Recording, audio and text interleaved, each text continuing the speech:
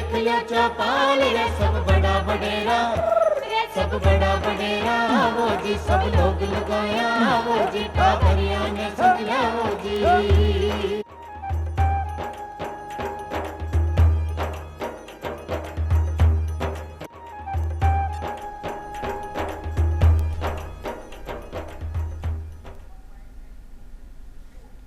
राम राम सा चौपाल देखने वाला सगला दर्शक भाई बहनों को बहुत बहुत स्वागत है। दर्शकों जी, कि आप सभी जानो कि हर बार आप अपने कार्यक्रम में कोई ना कोई नया विषय लेकर हाजिर हो वहाँ भी आज भी आप एक नए विषय पर चर्चा करांगा। आप सब भाई जाना है कि अपने घर में जितना भी नोनी हाल होवे छोटा छोटा टाबरिया होवे हंसता खेलता सबने चोखा लगे और आप हमेशा चाहें कि अपना टाबर है जगह हमेशा स्वस्थ रहे खुशहाल रहे कोई बीमारी की पकड़ में वे कभी नहीं आवे। तो इसके लिए ज़रूरी है कि आप जितना भी टीकाकरण में टीका लाग रहा है तो वह सगला टीका आपने आपा टाबरिया ने लगवावा जदि वे बाप बीमारियां से बचा रह सके और हमेशा हंसता खेलता वे रह सके है। तो टीकाकरण के बारे में आप सारी जानकारी लेऊंगा, कठा आपा टीका लगवास कहाँ कहीं फ़ायदा है टीका का, कौन कौन सी बीमारियां का टीका आ रहा है जो अभी लाग रहा है, ये सारी जानकारी आज आप अपने कार्यक्रम में लेशा। और तो ये जानकारी देने के लिए आपने बीच पधारा है डॉक्टर देवेंद्र सोंदी जी, आप राज्य नोडल अधिकारी हैं टीकाकरण का। बहुत बहुत स्वागत है देवेंद्र जी आपको। और इरे साथ ही आपने साथ पधारा है डॉक्टर राकेश विश्वकर्मा जी, आप विश्व स्वास्थ्य संगठन राजस्थान का प्रभारी है, तो आपको भी बहुत बहुत स्वागत है राकेश जी। तो सबसे पहला तो आप टीकाकरण के बारे में थोड़ी जानकारी ले लें कि नियमित टीकाकरण कहीं है, आपको उद्देश्य कहीं है और कहीं फ़ायदा है इसे।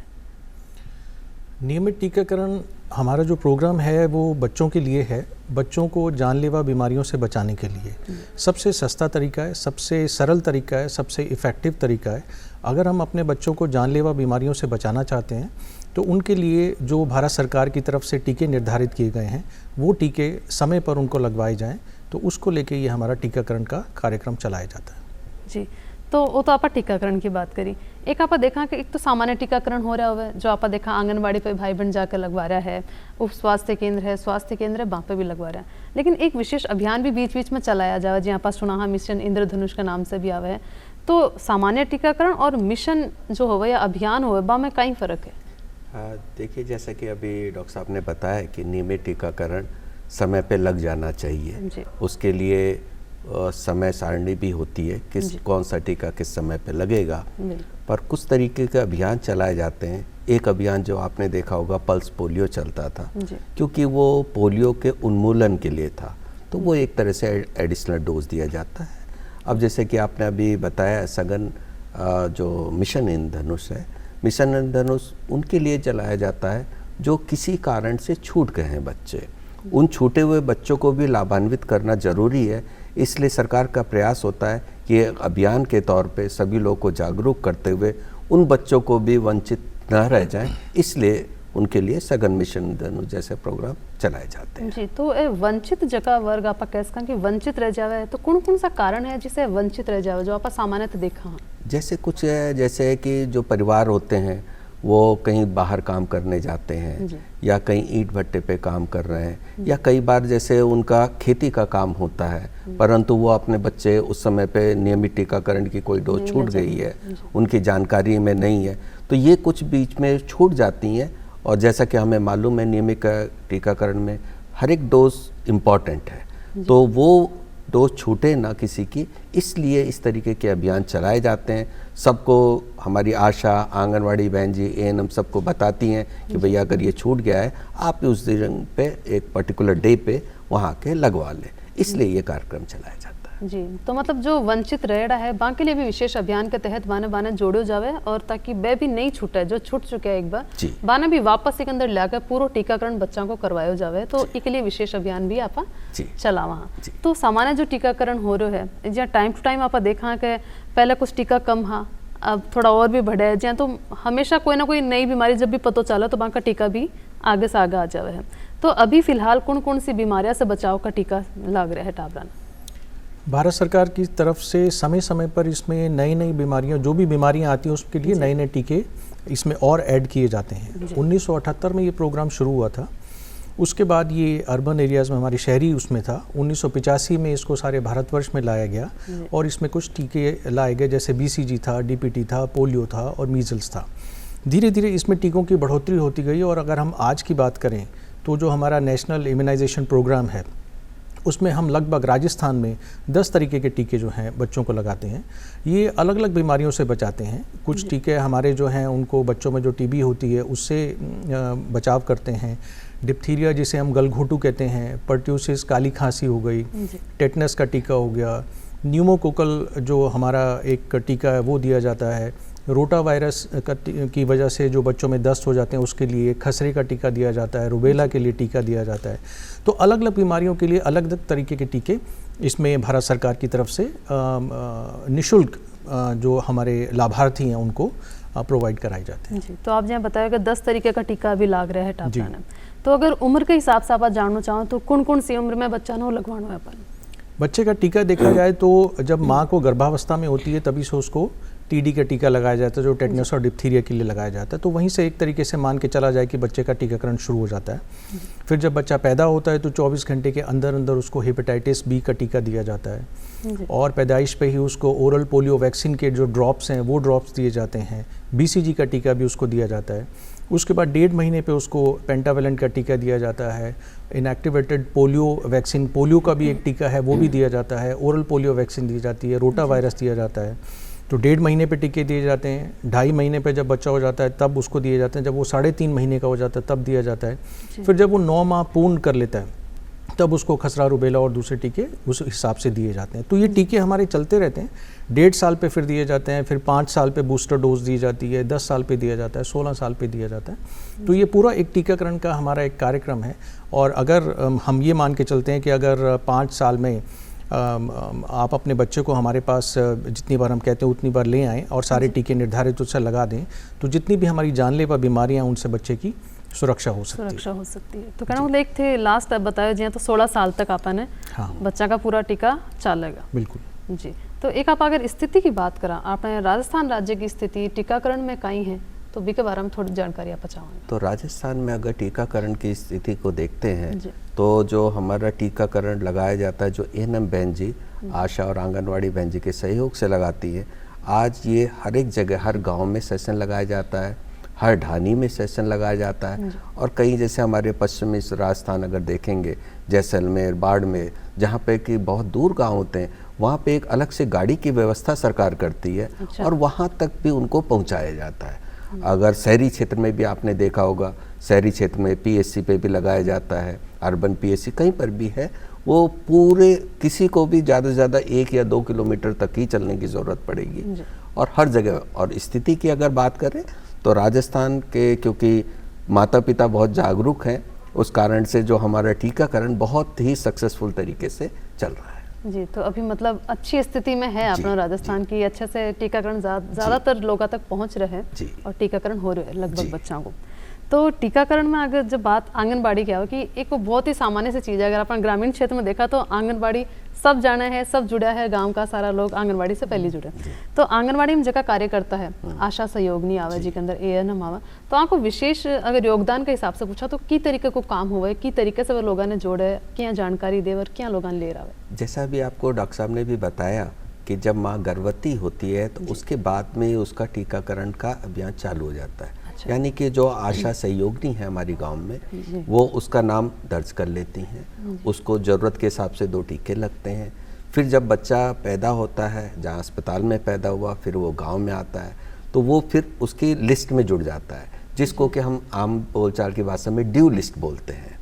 तो इस तरीके के वो बच्चे जो जिस उम्र में लगने चाहिए उसके पास पूरी लिस्ट होती है और वो इसकी सूचना माँ बाप को 1-2 दिन पहले भी जाकर देती है कि भैया आपका कल वहाँ पे टीकाकरण होगा, आपको अपने बच्चे को वहाँ लेकर आना है। जैसे कई बार माँ बाप है उसको भूल जाते हैं तो आशा सहयोगिनी इतना सहयोग करती हैं, वो उनको जाकर पहले भी बताती हैं और अगर कोई कारण से छूट गया है तो वापस से उनको याद दिलाती हैं उनको। बल्कि इसी तरीके से नहीं, फ़ोन पे भी, जैसे कोई माँ बाप कहीं दूसरे रिश्तेदारी में चले गए तो आशा बहन जी तो उनको फ़ोन करके भी बताती हैं कि बहन जी अगर आपका बच्चा है या नहीं है तो आप वहीं पे जाकर किसी भी PSC पे या आप पास की आंगनवाड़ी में जाके लगवा लें। उनका सहयोग बहुत ही महत्वपूर्ण है और बहुत ही मन लगा के वो कार्य करती है। जी, तो इनमें जो गर्भावस्था के समय एक कार्ड बनता होगा, जी शायद ममता कार्ड भी ने बोला, तो भी ममता कार्ड में एंट्री होनी, जो माता पिता बांग करने कार्ड हो जो को वो ममता कार्ड हो, तो भी सब ध्यान कर सके कि आपने बच्चा ने आगे कौन सो टीको लगने वाला। तो कई बार यहाँ का अगर समझ लो वो ममता कार्ड घूम गए जी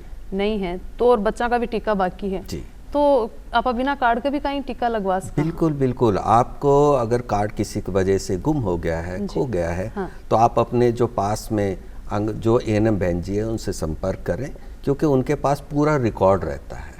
उनके पास रिकॉर्ड रहता है, वो रिकॉर्ड देख के आपको नया कार्ड भी बना के दे देंगे। अच्छा। और वो आगे आने वाले टीके कौन से रह गए वो पूरी जानकारी दे देंगे।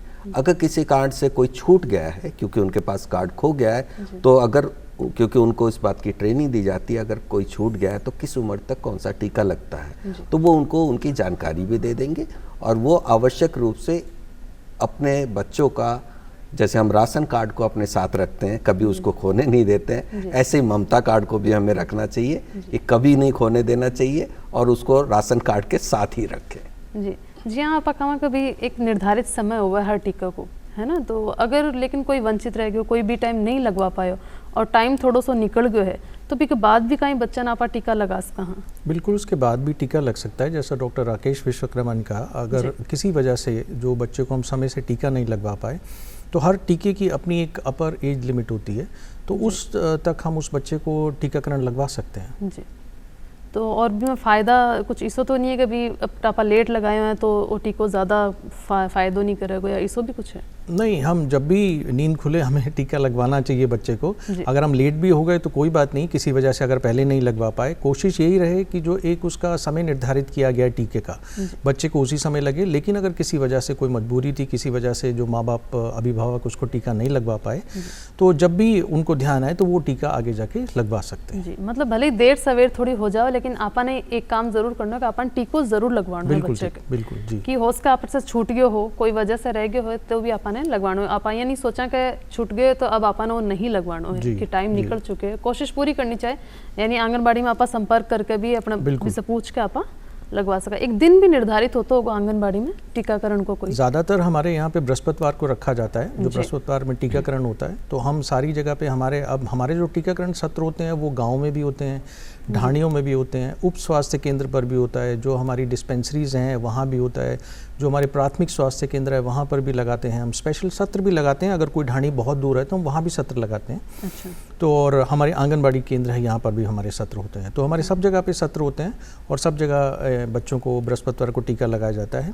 कहीं कहीं सोमवार को भी लगाया जाता है, ज़रूरत पड़े तो किसी और दिन भी लगाया जाता है। जी, तो मतलब एक दिन निर्धारित हो भी के अलावा भी टीको लाग सके? हाँ, निर्धारित हमारी तरफ से बृहस्पतिवार है, लेकिन कई बार हमारे पास जो एक एएनएम होती है उसके पास एरियाज़ बहुत होते हैं, तो कई बार जो दूर दराज की ढाणियाँ हैं वहाँ पे वो अलग से एक सत्र लगाते हैं बच्चों को टीकाकरण करने के लिए। अच्छा, तो भी में भी आपा लगवा सकते बच्चों को लगवा सकते हैं। जी, एक आपा देखा कि समझ लो आपने घर में टावर है, आपा भी का सारा टीका टाइम से करा रहे हैं, लेकिन पड़ोस में बच्चों और आगे भी खेल रहे हैं, अगर पड़ोसी के बच्चा ने टीका टाइम से नहीं लागेड़ा है तो भी कहीं अपना बच्चा ने बीमारी होना को चांस रहे है या नहीं रहे? देखिए, अगर तो आपके बच्चे को टीका लगा हुआ तो एक तरीके से ये मान के चले कि वो सुरक्षित है बीमारी से। जी। लेकिन हमारी जिम्मेदारी ये बनती है कि जो पड़ोसी का बच्चा है उस पड़ोसी को भी समझाएं कि ये टीका लगवाना कितना ज़रूरी है। जैसे मैंने अपने बच्चे के लिए लगवाया है, उसी तरीके से ये आपके लिए भी ज़रूरी है। हम इसको इस तरीके से भी समझ सकते हैं, आज की तारीख में हमारे पास पोलियो का कोई भी केस नहीं है। हमारे 2011 के बाद से कोई भी हमारे देश में पोलियो का केस नहीं है। लेकिन हमारा जो पड़ोसी मुल्क हैं उनमें आज की तारीख में भी पोलियो के बहुत केसेस हैं। पाकिस्तान, अफगानिस्तान ऐसे 2 मुल्क हैं, और वो पड़ोसी देश जो है वहाँ से लोगों का आना जाना यहाँ पे रहता है, तो वो भी एक पड़ोसी हैं, तो वहाँ से हमारे यहाँ पे इन्फेक्शन आने के चांसेस उतने ही ज़्यादा रहते हैं। तो बेहतर यही है कि हम अपने बच्चों को सुरक्षित करें, और जहाँ तक संभव हो हमारे जो पड़ोसी हैं अगर वो अनभिज्ञ हैं इस बात से टीकाकरण की इम्पोर्टेंस से, तो हम उनको भी शिक्षित करें कि अपने बच्चों का टीकाकरण समय से करवाएं। बिल्कुल, तो कोशिश अपन करने के आप अपने टाबरा को तो ध्यान रखे हैं, लेकिन अगर आस पड़ोस में भी अपना बच्चा अपनो आनो जानो है तो अपन कोशिश करनी है कि बाने भी आप जागरूक करा कि भाई अगर थारे टाबरा टीका नहीं लगे तो बाने भी अपन टाइम से टीका लगवाना है, बाने भी उत्साहित करना है, प्रोत्साहित करना है, और बाने भी कहना है कि भाई आप भी अपने बच्चे ने अगर बीमारी से बचाना चाहो तो टेमू टीका अपन लगवाना है, क्योंकि आपा भी सुरक्षित रहेगा, पड़ोसी का टाबर भी सुरक्षित रहेगा, पूरा समाज आपा सुरक्षित करांगा। तो आप जहाँ अगर गर्भवती महिला की बात करें कि गर्भावस्था से ही शुरू हो जावे, तो गर्भावस्था में कौन कौन सा टीका लगेगा और की टाइम लगेगा? गर्भावस्था जो जैसे ही होती है, जैसे हमारी आशा बहन जी को पता चलता है और आपको घर किसी महिला को पता चलता है, वो अपने वहाँ पे संपर्क करें। और गर्भावस्था में केवल एक ही टीका लगता है, टीडी का।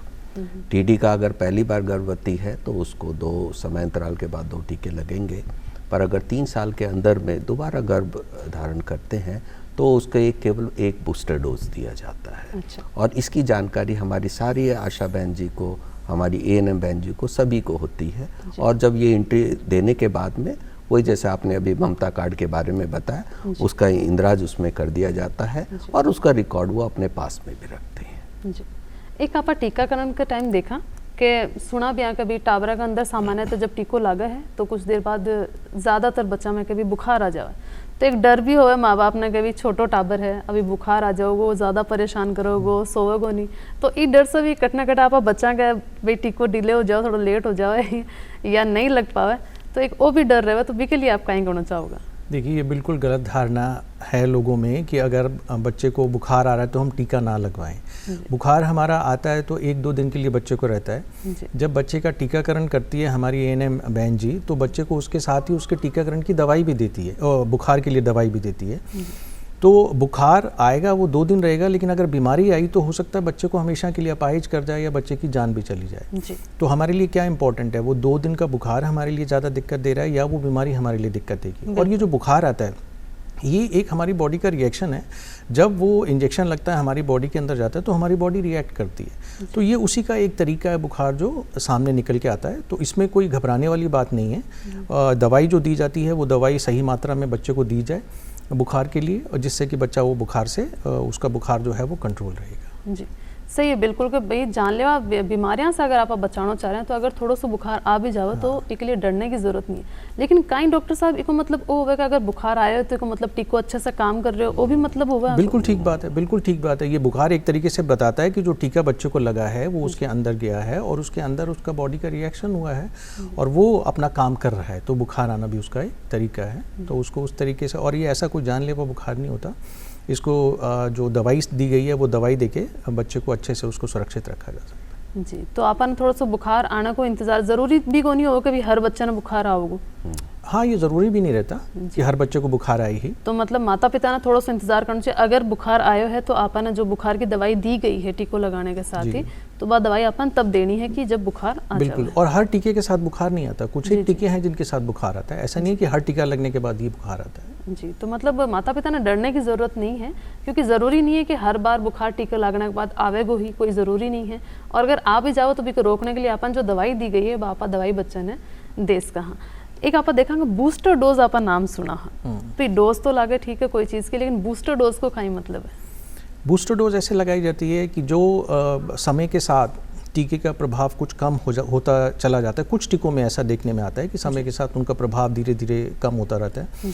तो उसी चीज़ को बूस्ट अप करने के लिए, उसी चीज़ को बढ़ाने के लिए, तो बच्चे की जो प्रतिरोधक क्षमता है शरीर में बीमारी से लड़ने की, उसको बढ़ाने के लिए तो एक बूस्टर डोज थोड़े थोड़े समय के बाद उसमें दी जाती है, जिससे कि वो लंबे समय तक बच्चा बीमारियों से बचा रहे। जी, तो मतलब अगर लागेगा आपने की क्षमता थोड़ी कम हो रही है पहले टीके की, तो भी ना बढ़ावो देने के लिए आप बूस्टर डोज लगाओ। और हर टीके की निर्धारित है, किस टीके की 1 डोज लगेगी, किसकी 2 लगेगी, किसकी 3 लगेगी, किस में बूस्टर लगेगा, ये पहले से साइंटिफिक तरीके से ही निर्धारित की गई है। उसी तरीके से ये डोजेस लगाई जाती है। जी, तो राकेश जी आप यहाँ बताओ कि मॉनिटरिंग की अगर बात करा कि भी आप जानना चाहो टीकाकरण कोई जगह पर सही हो रहे नहीं हो रहे, तो भी में कई तरीके प्रक्रिया अपनाई जाए मॉनिटरिंग की? देखिए, क्योंकि ये इतना महत्वपूर्ण कार्यक्रम है, इसकी जो मॉनिटरिंग की जाती है जिला स्तर राज्य स्तर पे तो किया जाता है, यहाँ पर मंत्री महोदय भी करते हैं, उसके बाद में सेक्रेटरी, यहाँ डायरेक्टर साहब, फिर जिला स्तर पे कलेक्टर साहब हर महीने करते हैं। अच्छा, हर महीने होता है, वहाँ CMO साहब CMHO साहब होते हैं, वो करते हैं। ब्लॉक स्तर पे भी इसका टीकाकरण का मॉनिटरिंग किया जाता है और ब्लॉक स्तर पे वहाँ BCMOs होते हैं। फिर सेक्टर जो एक होता है PSC जिसके नाम से जानते हैं, वहाँ पर क्यों किया जाता है? क्योंकि कोई भी अगर बच्चा छूटता है तो वो फिर आशा बहन जी को बताया जाए, देखिए ये बच्चा आपका छूट रहा है, इसको जाके माँ बाप को जानकारी दो, जिससे कि अगले सत्र में करा लिया जाए। उसके अलावा समय समय पे स्टेट लेवल से टीम जाती हैं, फील्ड में टीम जाती हैं, रैंडम चेक करती हैं कि कहीं किसी ढानी में कहीं पे कोई बच्चा तो नहीं रह गया, और ये बहुत ही सघन तरीके से मॉनिटरिंग की जाती है। और अगर किसी कारण से किसी छूटता है तो वो वहाँ पे घर वालों को भी समझाने के लिए, और किसी प्रोग्राम के कारण से छूटता है तो वो वहाँ की पूरी टीम को समझाया जाता है, तो ये वहाँ पर पूरे को पूरी दिन भर चर्चा होती है। तो आप समझ सकते हैं ये इतना महत्वपूर्ण कार्यक्रम है, दिन भर पूरे उसी पे डिस्कशन किया जाता है, कौन सा बच्चा छूटा, कौन सा छूटा, किसको रह गया, कौन सा टीका रह गया, ये बहुत ही सघन है। और इसके लिए फिर राज्य सरकार से और जिले स्तर से भी कलेक्टर साहब के महोदय या CMHO साहब की पूरी टीम फील्ड में जाती है। तो इस तरीके से ये टीमें ये करती हैं मॉनिटरिंग। इसके लिए WHO भी समय समय पे अपने जो टीम होती है वो भी भेजता है इंडिपेंडेंट मॉनिटरिंग। फिर हम पूरी की पूरी चर्चा सरकार के साथ भी करते हैं कि साहब ये अच्छी चीज़ें हो रही हैं, ये कुछ कमियां रह गई हैं, जिसको कि वो तुरंत ही दुरुस्त कर दी जाती है। जी, WHO की बात अपनाई तो विश्व स्वास्थ्य संगठन टीकाकरण में कहीं की तरीके से योगदान दे रहे हैं? टीकाकरण में जो हमारा योगदान होता है, सबसे बड़ा योगदान होता है कि जो सरकार है उसको एक टेक्निकल सपोर्ट देते हैं। टेक्निकल सपोर्ट जो होता है कि जैसे कि एनालिसिस करके हम उनको बताते हैं, जैसे कि फील्ड में मॉनिटरिंग किया उसकी एनालिसिस करके क्या वजह है कहीं पे अगर छूट रहा है वो आइडेंटिफाई करते हैं। कई बार हमें मिलता है कि वहाँ पे जो लोग हैं उनमें जागरूकता कम है, उस कारण से लोग वो टीका छोड़ देते हैं, तो फिर हम सरकार को उनकी जानकारी देते हैं। सरकार वहाँ के जो प्रभावी व्यक्ति होते हैं, रिलीजियस लीडर्स होते हैं, उनको फिर वहाँ पे अप्रोच करती है कि भैया आप अपनी कम्युनिटी में छोड़ो, अगर उनको समझाओ, क्योंकि अगर कोई अनजाने कारणों से कुछ भ्रांति के कारण से छोड़ रहा है तो उनको समझा के फिर उसको सिस्टम में लाया जाता है।